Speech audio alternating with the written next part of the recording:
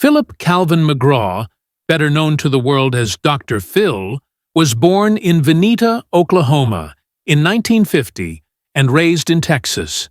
He grew up in a household marked by discipline, hardship, and a constant desire to escape poverty. From an early age, Phil carried a determination to prove himself. He was tall, strong, and athletic, and for a time he pursued football with dreams of going professional. But injuries shattered those ambitions, pushing him toward a different path. Instead of sports, he turned to psychology. He earned a doctorate in clinical psychology and began building a career as someone who could not only analyze human behavior, but also command authority with his voice, presence, and direct approach. His early professional life was far from glamorous. He worked in private practice, eventually moving into litigation psychology, where he coached clients and lawyers on how to present themselves in court. This unique skill, his ability to break down human behavior and communicate it in plain, no-nonsense terms, caught the attention of one of the most influential figures in television history. In the 1990s, Oprah Winfrey was battling a major lawsuit. She brought in McGraw as part of her defense team, and his straightforward advice impressed her so much that she invited him onto her show. When Phil McGraw appeared on Oprah's stage, the audience was instantly captivated. His blend of Texas swagger, tough love, and folksy common sense was unlike anything daytime television had seen before. He wasn't a soft, gentle counselor. He was direct, confrontational, and sometimes even harsh. But millions loved it. By 2002, Oprah helped him launch The Dr. Phil Show. It exploded in popularity almost overnight.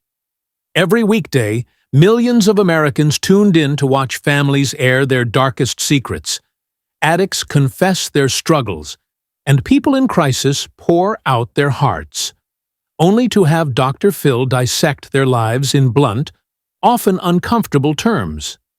For some, it was life-changing. Viewers believed he was saving lives by shining light on issues like addiction, mental health, domestic abuse, and family dysfunction. Dr. Phil became not just a talk show host, but a cultural figure.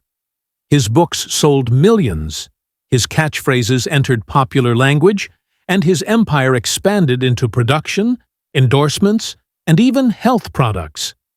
He was, for a time, one of the most powerful personalities on television. But behind the curtain, cracks were beginning to form. Former employees would later describe the environment of his show as toxic and manipulative. Some guests claimed they were misled, coerced, or pushed into situations designed less for healing and more for dramatic television. Allegations surfaced that vulnerable people were placed in dangerous circumstances just to boost ratings. Critics accused him of exploiting pain rather than solving it. Lawsuits and investigative reports questioned his methods, his ethics, and even his professional qualifications. After all, McGraw had a doctorate, but he wasn't licensed to practice psychology anymore. He wasn't truly a therapist on TV, he was an entertainer. But for years, the line between the two was deliberately blurred. The controversies piled up. He came under fire after attempting to involve himself in the Britney Spears mental health crisis, with many accusing him of chasing publicity rather than offering genuine help. Other guests revealed troubling stories of being provided drugs and alcohol before tapings, or being manipulated into confrontations that made for sensational TV but left real damage afterward. Yet, on screen, Dr. Phil continued to present himself as the voice of authority and stability. His wife Robin was a constant presence in the studio audience, smiling supportively every episode. To viewers, it painted the image of a strong family man.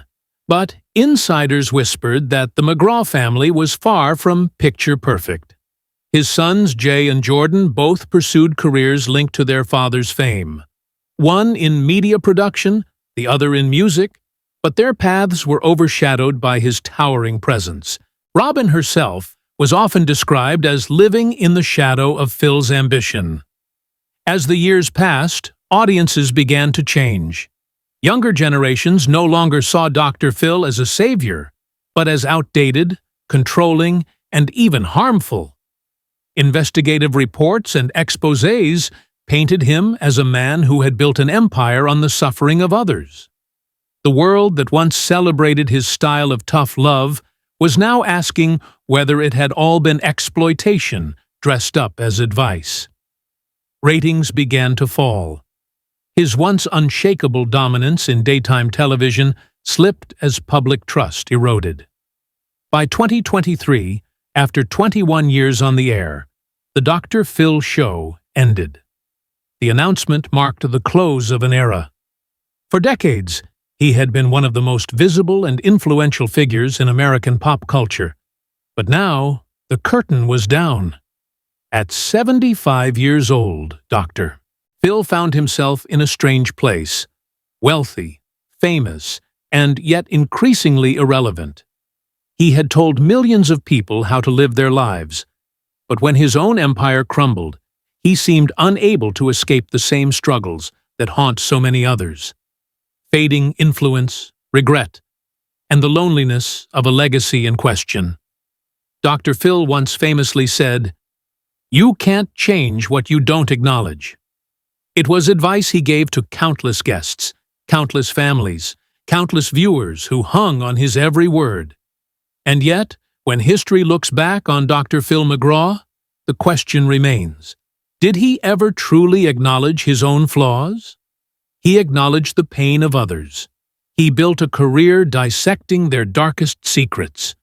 But his own story, his hunger for power, the controversies, the damaged trust, remains the shadow he could never fully confront. For some, he will always be the man who gave them clarity when they needed it most. For others, he will forever be the symbol of a system that exploited human suffering for entertainment. Either way, his rise and fall remain one of the most remarkable in television history.